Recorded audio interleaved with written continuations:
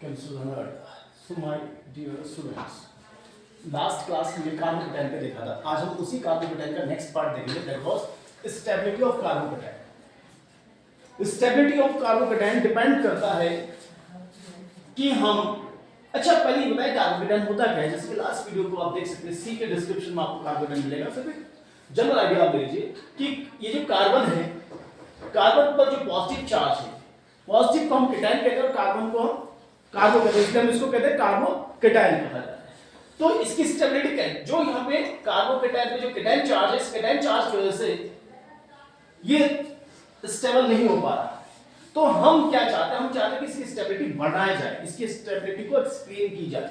तो सिंपल तरीका ये है कि जो इसकी डेफिनेशन में लिख सकता हूं कि since this carbon is electron deficient, ये जो आप कार्बन देख रहे हैं, ये जो कार्बन आप देख रहे हैं, this is a electron deficient. Electron deficient मतलब उस कार्बन पर इलेक्ट्रॉन की कमी है, और इस इलेक्ट्रॉन की कमी की वजह से इट इज वेरी अनस्टेबल। ये क्या है बेटा? ये अनस्टेबल हो जाता है।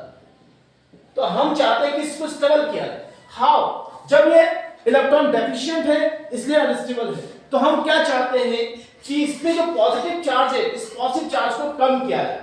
सो my dear students, since this carbon is electron deficient, therefore stability of carbocation will, stability हमको कैसे मिलेगा कार्बोकेटाइन का? कैसे मिलेगा? that was will, stability of carbocation will कैसे मिलेगा? dilution of positive charge। Dilution मतलब कम करना, डाइल्यूशन मतलब कम करना। क्या कम करें हम? पॉजिटिव चार्ज को कम करें। कहां से चार्ज कम करेंगे? कार्बन पे जो पॉजिटिव चार्ज है, इस कार्बन के पॉजिटिव चार्ज को हमको डाइल्यूट करना है, मतलब पॉजिटिव चार्ज को कम करना है। तो कम कैसे किया जा सकता है? जिस भी तरीके से कार्बन के पॉजिटिव चार्ज को कम किया जाएगा, मतलब उस कार्बन को इलेक्ट्रॉन दी जाएगी, और जब कार्बन को इलेक्ट्रॉन मिलेगा तो उसकी पॉजिटिव चार्ज कम होगा। जब पॉजिटिव चार्ज कम होगा तो डेफिनेटली वो कार्बोकेटाइन स्टेबल होने लगेगा। That's it. तो माय डियर स्टूडेंट्स, इसके कुछ फैक्टर्स हमने लिखे। So the following factors involving for their stability, कुछ हमारे पास ऐसे फैक्टर्स, ऐसे कारक है जो हमारी स्टेबिलिटी को क्या करता है? अफेक्ट करता है, या मैं कह सकता हूं स्टेबिलिटी कार्बोकेटाइन की गेन होती है या कार्बोकेटाइन स्टेबल बनता जाता है। तो सबसे पहला वाला जो फैक्टर मेरे पास है, stability of carbocation is directly proportional two electron releasing group. Electron releasing group से मेरा मतलब ये है कि मान लीजिए यहां पे मैं तीन कार्बन बना, एक कार्बन जिस पे पॉजिटिव चार्ज, दो कार्बन जिसमें पॉजिटिव चार्ज, और मैं मान लो तीन कार्बन में पॉजिटिव चार्ज बना दे रहा हूं। आप मान लेते हैं कि यहां पे CH3 लगा देता हूं, यहां पे भी एक CH3, और यहां पे एक और CH3 लगा रहा हूं, यहां पे एक CH3 लगा रहा हूं, यहां पे एक CH3 लगा रहा हूं, और यहां पे एक CH3 लगा रहा हूं। तो जैसा कि आप कॉन्सेप्ट अगर पढ़े होंगे 1 डिग्री 2 डिग्री का, तो आप जानते हैं ये हमारा 1 डिग्री, ये 2 डिग्री, और ये हमारा 3 डिग्री हो गया है। 1 degree carbocation, 2 degree carbocation, 3 degree carbocation. This carbocation is electron deficient, माने इस कार्बन पर इलेक्ट्रॉन की कमी है। और हम अपने प्रीवियस कॉन्सेप्ट से ये जान चुके हैं कि एक जगह प्लस आई इफेक्ट भी लगता है। आई इफेक्ट एक प्रकार का इंडक्टिव इफेक्ट होता है।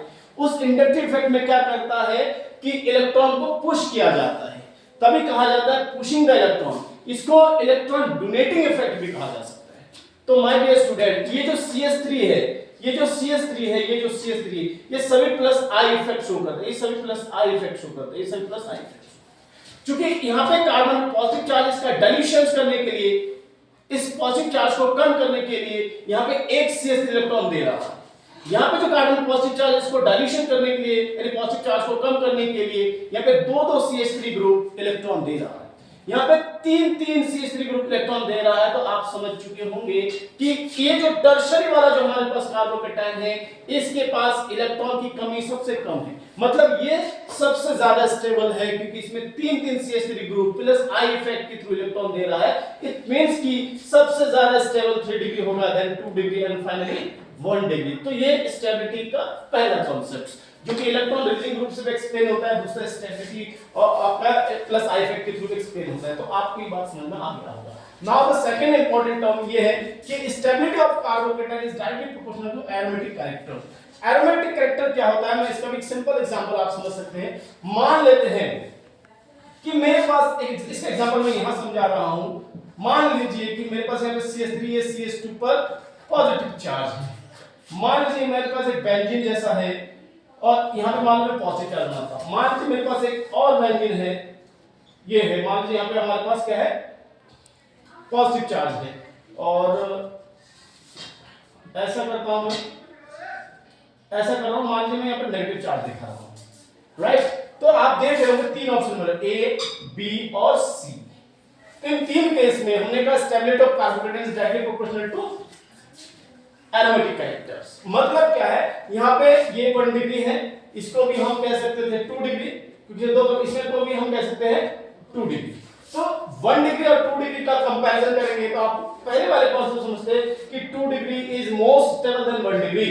तो यहाँ पे हालांकि दोनों 2 डिग्री है, तो आप ये बात स्पष्ट कर सकते हैं कि ये वाला जो कंपाउंड है ये एरोमेटिक कैरेक्टर शो कर रहा है, क्योंकि आपको पता जैसे ही यहां शिफ्ट होगा ये न्यूट्रलाइज हो जाएगा, यानी ये वाला जो कंपाउंड है ये ज्यादा स्टेबल होगा, यानी सबसे ऑप्शन जो तीसरा वाला है ये ज्यादा स्टेबल देन बी देन ए हो जाएगा।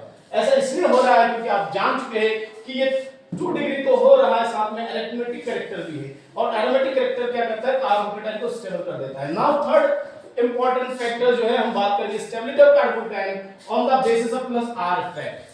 On the basis of plus are effect, इस आर इफेक्ट को समझने का एक अच्छा सा एग्जांपल है, ऑप्शन में देता हूं, ऑप्शन ए, ऑप्शन बी और यहाँ पे ऑप्शन सी है। पहला वाला जो ऑप्शन है आप देखेंगे, मान लीजिए CH2 है और इस पे पॉजिटिव चार्ज, मान लीजिए कार्बोकेटाइन, मान लीजिए CH2 है, इस पे पॉजिटिव चार्ज, ये कार्बोकेटाइन, मान लीजिए CH2 है, इस पे पॉजिटिव चार्ज, ये कार्बोकेटाइन हो गया। और इसके साथ में 2-3 ग्रुप लगाता हूं, मान लीजिए मैंने NH2 लगाया, इसके साथ मैंने OH लगाया और यहाँ पे मैंने SH लगा दिया। अब सबसे इंपॉर्टेंट पॉइंट होता है कि इनमें से कौन ज्यादा स्टेबल है और क्यों। क्योंकि यहाँ पे कह दिया है प्लस आर इफेक्ट, और आर इफेक्ट का मतलब रिलीजिंग ग्रुप का इफेक्ट दिखाते हो, ये और ये तीन ऐसे ग्रुप है जो कि रेजोनेंस के थ्रू स्टेबलाइज होता है। किसके थ्रू? रेजोनेंस। आर इफेक्ट का यहाँ पे रेजोनेंस की बात किया जा रहा है कि जो कंपाउंड ज्यादा रेजोनेंस शो करेगा वो ज्यादा स्टेबल होगा। और ये जो रेजोनेंस का कांसेप्ट मेसोमेरिक इफेक्ट से भी समझ सकते हैं, जिसका की वीडियो आपने पढ़ा हुआ है मेरी इस चैनल। तो देखो गाइस, इसमें सबसे इंपॉर्टेंट पॉइंट क्या आपको देखना है कि इनमें से कौन ज्यादा स्टेबल। तो गाइस सबसे पहले आपको ये पता होना चाहिए कार्बन जो ये 2p है, राइट, और नाइट्रोजन भी क्या है, 2p है। कार्बन यहाँ पे 2p है, परंतु यहाँ ऑक्सीजन क्या हो सकता है आप बता सकते हैं, ये आपका 3p हो जाएगा, और ये भी कार्बन 2p, तो और ये भी क्या होगा, 3p हो जाएगा, ये 2p हो जाएगा। ये क्या है, 2p है, राइट। इस तरह से आप देख सकते हैं, इसको आप थोड़ा ध्यान से देखेंगे तो ऐसे केस में क्या होगा, हाँ ऑक्सीजन भी 2p ही है गाइस। तो अब आप जानते हैं कि अगर ये 2p और ये भी 2p है, जो भी इनके पास एक्स्ट्रा इलेक्ट्रॉन है, ये रेजोनेंस के थ्रू ये स्टेबलाइज होगा और इस कार्बोकेटाइन की जो पॉजिटिव चार्ज वो डाइल्यूट होगा, यानी स्टेबिलिटी आएगी। तो जैसे कि आप जानते हैं कि 2p की सेम ऑर्बिटल का नेचर है, तो दोनों का सेम क्लास का है, तो वहां पे इलेक्ट्रॉन का ट्रांजिशन यानी इलेक्ट्रॉन का शेयरिंग आसानी से होगा। अगर आप सेम क्लास के होते, मान लीजिए कोई कक्षा 6 का स्टूडेंट है और एक कक्षा 12वीं का स्टूडेंट है, तो इन और एक दो मान लीजिए 2 स्टूडेंट एग्जांपल में दे रहा हूं, मान लीजिए 2 बच्चा क्लास 6 का है और 2 बच्चे, एक 6 का है और एक 12th क्लास का है। आप समझिए, एक 6 क्लास का बच्चा, एक 12th क्लास का बच्चा का एक दोस्ती है और एक 6 की क्लास के स्टूडेंट की दोस्ती है। आप बता सकते हैं इनमें से सबसे अच्छी दोस्ती किसकी होगी? आप जानते हैं 6 क्लास के स्टूडेंट के बीच की दोस्ती ज्यादा होगी, क्योंकि इनकी same order, same thinking, same class में पढ़ते हैं। जबकि इसका दूसरा उदाहरण अगर 6 और 12th क्लास के बीच में बहुत बड़ा अंतर हो जाएगा। 6 और 12th इसमें क्या है, बड़ा सा अंतर है। जब बड़ा सा अंतर होता है तो फिर इलेक्ट्रॉन की शेयरिंग इतनी अच्छे से नहीं होगी, इतने इसकी पहचान, अगर मान लीजिए ये मनी की भी शेयरिंग करता है तो 6 क्लास के बच्चे का 12वीं वाले क्लास में उतनी अच्छी दोस्ती नहीं होगी, इतने वहां पे इलेक्ट्रॉन यानी पैसे का उतनी अच्छा साझेदारी नहीं होगी। बल्कि अगर मैं 6 क्लास की बात करूं, चाहे वो 1 रुपीस का भी शेयरिंग करता है कि भाई आज मेरे पास 1 रुपया नहीं, तू 1 रुपया दे दे, मुझे टॉफी खाना है, बर्थडे खाना है, जो भी। तो यहाँ पे क्या होता है, सेम क्लास की शेयरिंग होती है। इसी कॉन्सेप्ट को यहाँ पे हम यूज करते हैं, क्योंकि यहाँ पे 2p यहाँ पे 2p भी है, लेकिन यहाँ पे 2p 3p। तो इनमें सबसे स्टेबल कहां होगा आप समझ रहे होंगे, बता सकते हैं कोई कहां पे स्टेबिलिटी होगी? यस गाइस, ए वाला ज्यादा स्टेबल होगा। अगर ए और p में देखें तो यहाँ पे एक एक्सेप्शन केस आ सकती है, हाँ यस, इसमें सबसे ज्यादा जो स्टेबल होगा B, देन A, देन क्या होगा C। अब मैंने ये ऑर्डर क्यों बनाया, देखो दोनों तो 2p का ही है, दोनों ही कैपिटल 2p का, लेकिन नाइट्रोजन का अगर देखोगे तो इसको 2p3 होता है, इसका 2p4 होता है, इसका क्या होता है 2p4 होता है। जब हम इसके p ऑर्बिटल में बनाते हैं तो 3 इलेक्ट्रॉन दे रहे हैं, 1 2 3 और 4, राइट। इसका जब मैं बनाऊंगा तो इसके 3 ऑर्बिटल दिखाऊंगा, 1 2 3, और ये आपको फुल्ली हाफ फिल्ड, एक कांसेप्ट है बेटा, फुल्ली फिल्ड और फुल्ली हाफ फिल्ड। यहां पे अगर आप देखोगे तो ये नाइट्रोजन ये है, ये फुल्ली हाफ फिल्ड है। अब फुल्ली हाफ फिल्ड का मोस्ट स्टेबल होता है, क्या होता है बेटा, मोस्ट स्टेबल कंडीशंस होता है। जब 2p मोस्ट स्टेबल तो आसान इलेक्ट्रॉन देना पसंद नहीं, भले 2p, लेकिन यहाँ पे ऑक्सीजन भी इलेक्ट्रोनेगेटिव एलिमेंट है, परंतु प्लस r फैक्टर थ्रू इसको इलेक्ट्रॉन देना पड़ेगा, और ये इलेक्ट्रॉन देगा भी, और ये इसलिए दे पाएगा क्योंकि इसका 2p जो है ना फुल्ली फिल्ड है ना फुल्ली हाफ फिल्ड है। इसलिए दोनों का अगर मैं कंपैरिजन करूंगा तो p is more stable then a, और लास्ट में c क्यों, क्योंकि 3p और 2p लाइक इस वाले कॉन्सेप्ट को आप रिलेट कर सकते हैं। आप मेरी बात समझ रहे होंगे। उसके बाद नेक्स्ट कॉन्सेप्ट आ जाता है हाइपर कॉन्जुगेशन का। जैसे कि हाइपर कॉन्जुगेशन का केस भी बड़ा सिंपल सा है कि कहीं मान लीजिए एक कार्बन है और उस पे किसी तरीके से पॉजिटिव चार्ज बना हुआ है। अगर पॉजिटिव चार्ज है तो पॉजिटिव चार्ज कैसे न्यूट्रलाइज होता है, आपको पता होता है पॉजिटिव चार्ज कैसे न्यूट्रलाइज होगा। आप किसी बाहर से उसको क्या मिले, इलेक्ट्रॉन्स मिले, उस इलेक्ट्रॉन्स के थ्रू वो क्या करता है, स्टेबलाइज होती है। परंतु यहाँ पे जो हाइपर कॉन्जुगेशन बताया, number of alpha hydrogen, number of alpha hydrogen. उदाहरण के तौर पे मैं ऐसे बता सकता हूँ, मान लीजिए यहाँ पे कार्बन है, इस पे पॉजिटिव चार्ज, यहाँ पे कार्बन, यहाँ पे पॉजिटिव चार्ज, और यहाँ पे कार्बन, यहाँ पे पॉजिटिव चार्ज। मान लीजिए यहाँ पे CH3 का होल थ्राइस है, मान लीजिए CH3 का होल थ्राइस है, मान लीजिए यहाँ पे CH3 का होल थ्राइस है, और यहाँ पे CH3 का है, और यहाँ पे सिर्फ HS है। तो आप बता सकते हैं कि ये वाला सबसे ज्यादा स्टेबल होगा, क्योंकि आपको पहले कॉन्सेप्ट पता होगा हाइपर कॉन्जुगेशन का, नंबर ऑफ अल्फा हाइड्रोजन। जितना ज्यादा अल्फा हाइड्रोजन उतना ज्यादा अल्फा हाइपर कॉन्जुगेटेड स्ट्रक्चर, और उतना ज्यादा स्टेबल होगा। उसके बाद हाइपर कॉन्जुगेशन का ये इंडेक्टिव है, क्योंकि पहला वाला concept he plus I effect का था, और लास्ट वाला जो टर्म आता है कि भाई अगर मान लीजिए क्वेश्चंस में, अगर मान लीजिए क्वेश्चंस में एक साथ सारे कॉन्सेप्ट इन्वॉल्व हो, एक साथ क्या होगा, मतलब क्योंकि कंपटीशन में नीट में ऐसे क्वेश्चन आते हैं जहां पे एक ही क्वेश्चंस में सारे कॉन्सेप्ट प्रयोग किए जाते हैं, मतलब उसमें एरोमेटिक कैरेक्टर देखने को मिलेगा, उसमें रेजोनेंस भी देखने को मिलेगा, उसमें हाइपर कॉन्जुगेशन, उसमें प्लस आई इफेक्ट, और 4 क्वेश्चन बनेंगे। 4 क्वेश्चंस में 4 इफेक्ट लग रहे हैं, तो आप उसमें किस कार्बोकेटाइन को स्टेबल कहेंगे? मेरी बात समझिए, मैं फिर कह रहा हूं, मान लीजिए आपके पास 4 ऑप्शन दिए हुए हैं क्वेश्चंस में, और आपसे पूछा गया कि which one is most stable carbocation, तो उस केस में आपको ये कॉन्सेप्ट फॉलो करना होगा।